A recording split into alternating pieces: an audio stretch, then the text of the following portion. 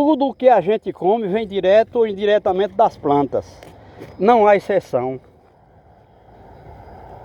E a planta é um reino autótrofo que sintetiza os elementos da natureza em matéria orgânica, vida.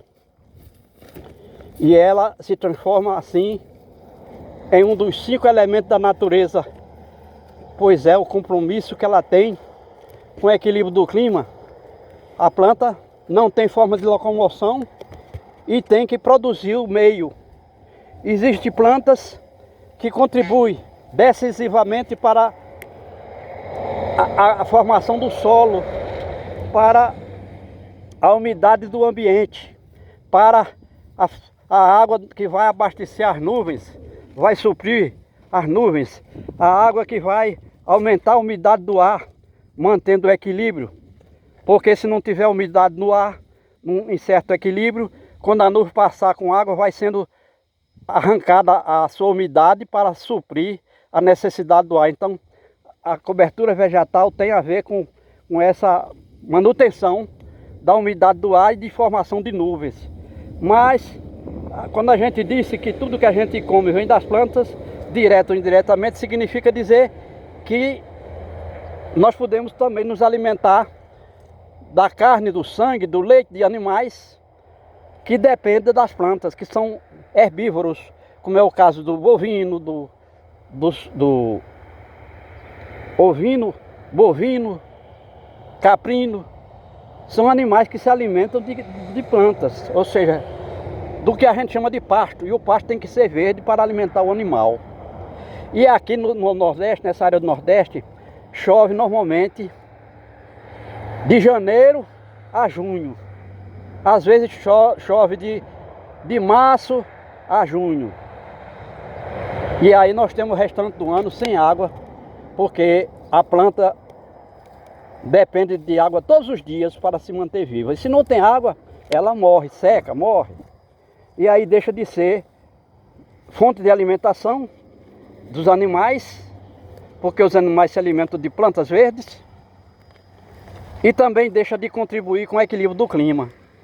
Então uma mata seca não traz nenhuma contribuição para o equilíbrio do clima e deixa de ser o 5º elemento da natureza. Então nós estamos aqui nessa área do Nordeste e recentemente tem aparecido alguma chuva por aqui. Nós já estamos no mês de setembro e depois que se encerrou a estação chuvosa em julho, não foi suficiente para o homem fazer agricultura, não foi suficiente para o homem pegar água nos açudes, quer dizer, os açudes não tomaram água suficiente. O fato é que o Rio Grande do Norte está em crise hídrica, não só o Rio Grande do Norte, mas todo o Nordeste, nessa área do Nordeste, que eles chamam de semiárido, que tem 1 milhão de quilômetros quadrados, não é pouco, sem água, porque não tem chuva suficiente para escorrer água no chão, para ir para os riachos, para os rios e chegar à represa, que é o caso do açude, a barragem, o barreiro. Então nós estamos nessa situação. Mas recentemente aconteceu um fenômeno no planeta Terra. É a presença de um fenômeno chamado La Nina, por conta do esfriamento das águas de parte do Oceano Pacífico. E a gente sabe que o oceano tem tudo a ver com o clima da Terra. E fez com que aparecesse chuva aqui agora nesse período, quando na realidade a chuva aqui deveria ter acabado em julho.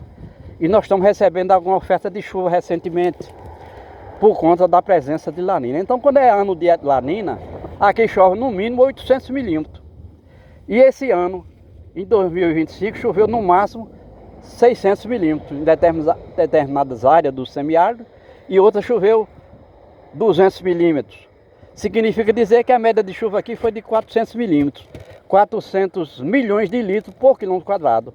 Mas é insuficiente para se fazer agricultura, porque não tem solo para absorver e guardar a água para estar ao alcance das plantas e dos animais.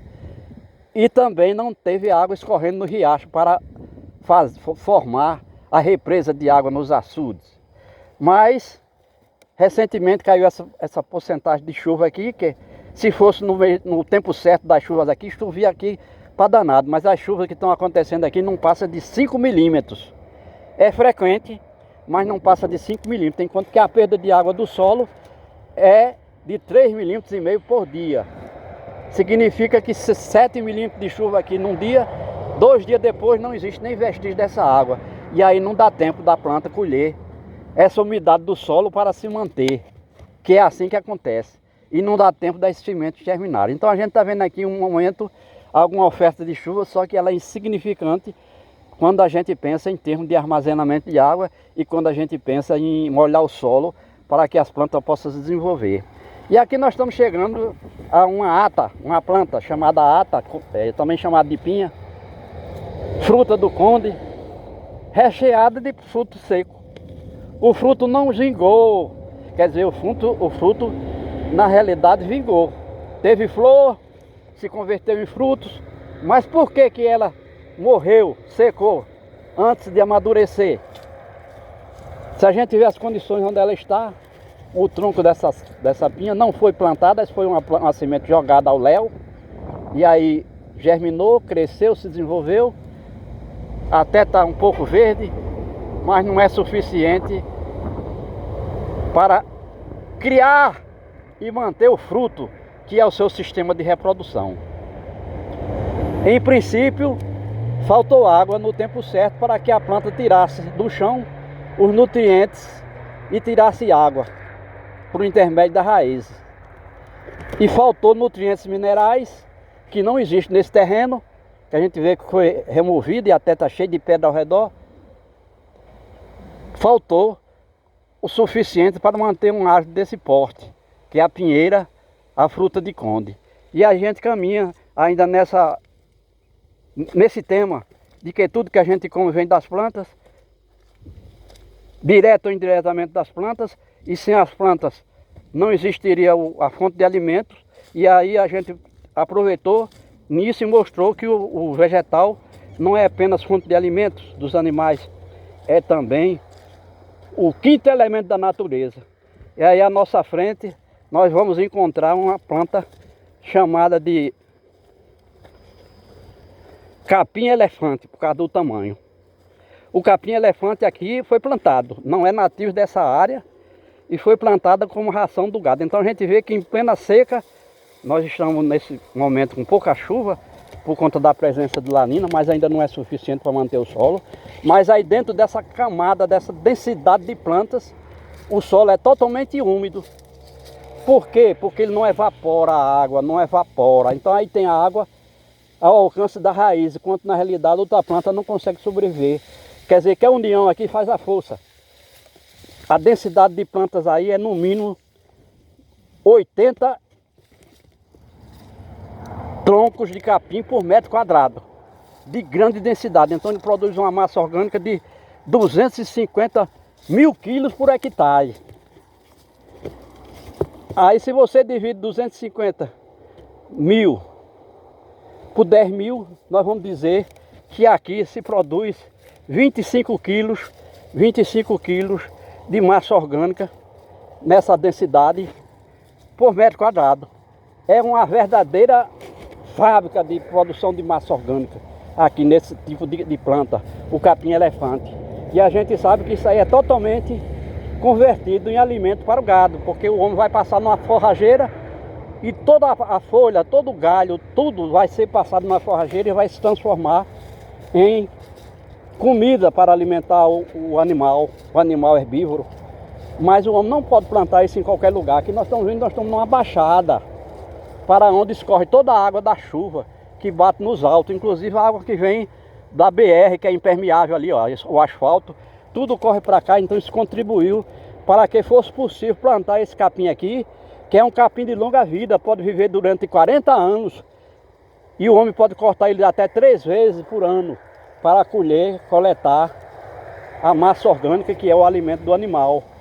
Quer dizer que se tivesse como o homem plantar isso aqui em grande área, ele poderia criar aqui muito gado, bovinos, até confinado, e ter alimento para alimentar o gado. Na realidade não pode, porque a gente disse que não tem como ter água ao alcance do capim, da raiz do capim, para ele coletar e viver, porque 65% do corpo de um ser vivo vegetal é constituído de água.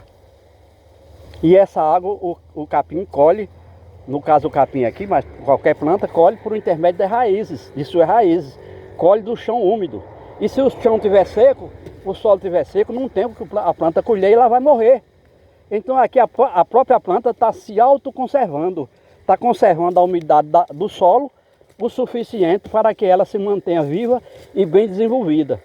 Era um caso de o homem pensar, se o homem raciocinasse assim, de disponibilizar de água sempre para que pudesse, vamos dizer assim, irrigar a sua plantação e assim manter viva uma grande massa orgânica que, como a gente disse, o homem come direto ou indiretamente. Aí, no caso, os herbívoros vão se alimentar e o homem vai, os animais herbívoros, o gado, e aí o homem vai ter o leite, vai ter a carne, vai ter o ovo, no caso das aves, vai ter tudo a partir da planta, direto ou indiretamente. E tudo só dependia de manter a umidade do ar. Então, quando choveu aqui esse ano 400 milímetros, o governo e a comunidade científica decretaram seca, mas 400 milímetros de chuva é 400 milhões de metros cúbicos precipitados por quilômetro quadrado, um dilúvio. O homem tem condições de captar e armazenar água da chuva aqui, nesse valor, pelo menos 10% desse valor para produzir vida, para manter a vida diversificada. O que ainda falta, já que todas as obras hídricas construídas no Nordeste nos últimos 300 anos não têm essa capacidade de captar e armazenar água da chuva. Simplesmente quando ela bate no chão vira lixo e foge daqui como o diabo foge da cruz.